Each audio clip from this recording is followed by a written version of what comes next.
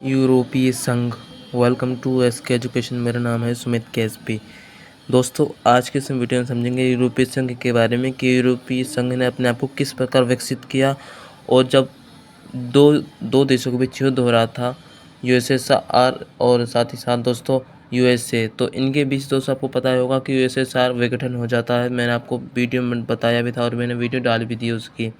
तो दोस्तों, जब ये दोनों का युद्ध हो जाता है आपस में, तो यूएसएसआर का विघटन हो जाता है, तो उसके बाद जो यूरोपीय अर्थव्यवस्था थी वो चरमरा जाती है। क्योंकि दोस्तों द्वितीय विश्व युद्ध जो हुआ था, यूरोप के देशों को बहुत नुकसान हुआ, इसलिए सबसे अधिक परेशानियां उसको ही सहनी पड़ी। इसमें महायुद्ध में जैसे धन जन को जो भी क्षति हुई थी वो यूरोप को ही हुई थी, क्योंकि बर्लिन की दीवार जर्मनी में खींची गई थी। तो ये दोस्तों जाहिर था कि जो यूरोप को ही नुकसान होना था, आर्थिक स्थिति में हो चाहे किसी भी चीज़ में, तो दोस्तों यूरोप को ही नुकसान होना था। तो इसी तरीके से दोस्तों जो यूरोपीय संघ था अपने आप को विकसित करता है। और इसी ही बीच अमेरिका ने, जो रूस था, जब उसका विघटन हो जाता है, तो इसी समय यूरोप के अंदर उसने मार्शल प्लान जारी कर देता है। इसके अंदर क्या होता है दोस्तों, जो द्वितीय विश्व युद्ध का अंत हुआ था, तो उसके बाद जो गुटबाजी थी आपस में ख़त्म भी हो चुकी थी। तो अमेरिका किसी भी स्थिति में क्या चाहता था कि सोवियत संघ पीछे छूट जाए, और उसकी शक्ति थी और पीछे ही रहे और मैं आगे बढ़ूँ। तो इस तरीके से दोस्तों ये अमेरिका की चाल थी। और ऐसे ही यूरोपीय देशों को पुनर्निर्माण करने के लिए उसने 1947 में मार्शल योजना की घोषणा कर दी। और जो अमेरिकी विदेश मंत्री ने जो मार्शल प्लान का इसका नाम दिया, और इसी से इसको मार्शल योजना कहा जाता है। और दोस्तों इसका मूल उद्देश्य क्या था, जो क्षतिग्रस्त राष्ट्र है ना यूरोप के, उनमें सुधार करना, आर्थिक जो इकोनॉमिक कंडीशन है उसके ऊपर।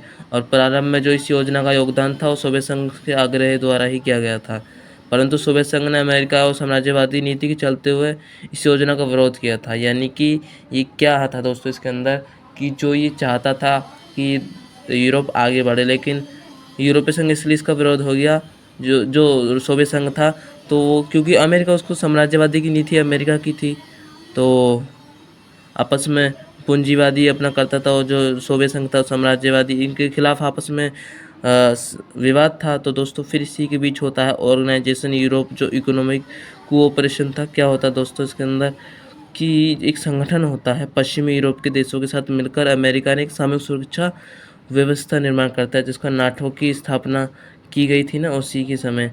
तो इसके साथ मार्शल योजना 1948 में इन देशों में मदद पहुंचाने के लिए किया गया था मार्शल प्लान। तो ये यूरोपीय परिषद, इसके अंदर स्थापना होती है 1949 में। तो इसका नाम जो यूरोपीय परिषद था इसलिए रखा गया था कि जो यूरोपीय के कुछ देश हैं उनको विकसित किया जा सके, और जो भी कार्य हैं उसके अंदर आर्थिक मुद्दे हैं उनको विकसित किया जा सके, और यूरोप को ठीक तरीके से क्षतिग्रस्त होने से बचाया जा सके। तो ये यूरोपीय परिषद 1949 में जब गठन की गई थी, इसमें कुल 10 देश शामिल थे, आगे जाके और जुड़ने लगे। तो आज वर्तमान में दोस्तों, जब भी आपको पता होगा यूरोपीय संघ के नाम से जाना जाता है, इसके अंदर लगभग 27 देश शामिल हैं इसके अंदर। दोस्तों यूरोपीय परिषद के सदस्य देश के राजनीतिक सहयोग के आधार पर ही एक दूसरे को जुड़े हुए थे, और आपस में ये क्या करते थे कि आर्थिक विकास करते थे, आर्थिक एकीकरण करते थे। जब बर्लिन की दीवार गिरा दी गई थी तो जर्मनी का एकीकरण हो चुका था, लेकिन नुकसान हुआ था यूरोप को ज़्यादा।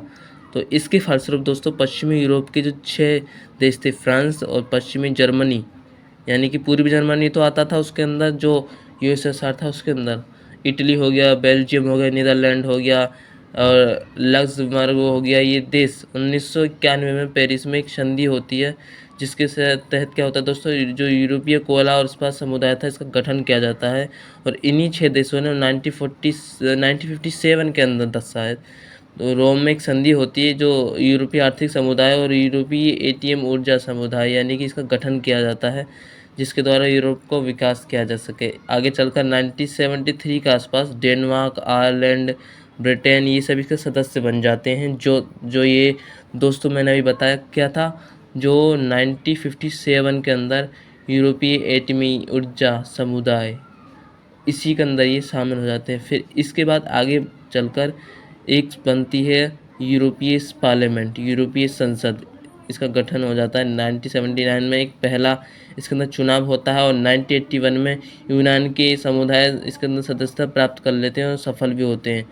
और इसके अंदर 1985 में दोस्तों सागेन संधि होती है, जिसके बीच जो कुछ देश थे उनके बीच सीमा नियंत्रण था, उसको ख़त्म करने के लिए घोषणा की जाती है। आपस में से व्यापार भी होगा दोस्तों।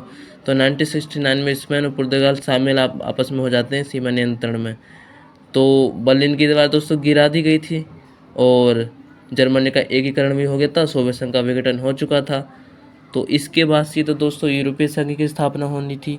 तो 1992 में मास्ट्रिक्ट संधि के अनुसार, मास्ट्रिक्ट जो संधि थी उसके अनुसार यूरोपीय संघ का गठन किया जाता है और 1 नवंबर 1993 को इसे लागू कर दिया जाता है और यूरोपीय आर्थिक समुदाय का नाम बदलकर यूरोपीय संघ रखा जाता है।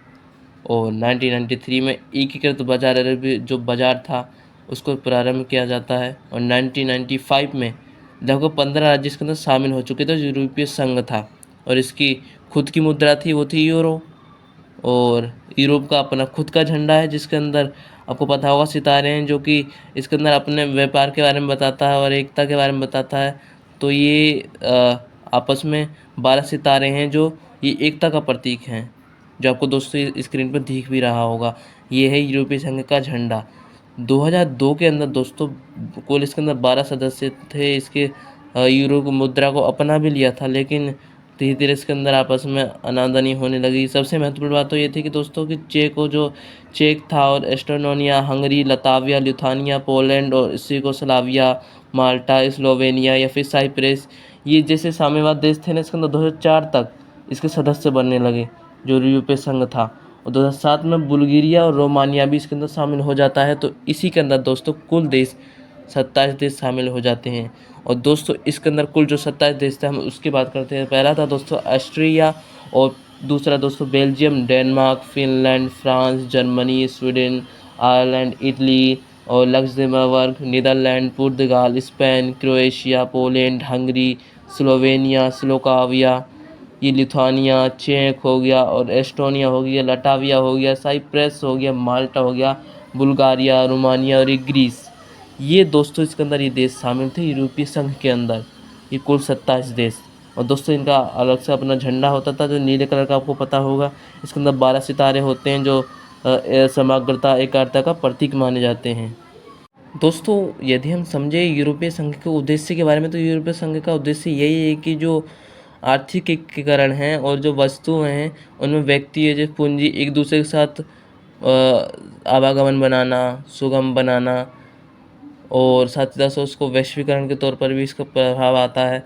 और सदस्य जो कृषि प्रणाली में, उद्योग धंधों में आपसी विकास करना, शांति स्थापित करना, साझी सुरक्षा करना, विदेश नीति को सही तरीके से रखना, निर्धन और संपन्न देशों के बीच खाई को कम करना, ये सभी दोस्तों वन्य जीवों को सुरक्षा प्रदान करना, ये इसके प्रमुख उद्देश्य हैं। इस वीडियो में दोस्तों हमने समझा कि किस तरीके से यूरोपीय संघ का निर्माण होता है और क्या क्या इसके अंदर होता है। तो दोस्तों मिलेंगे नेक्स्ट वीडियो में। आज के लिए धन्यवाद। जय हिंद, जय भारत।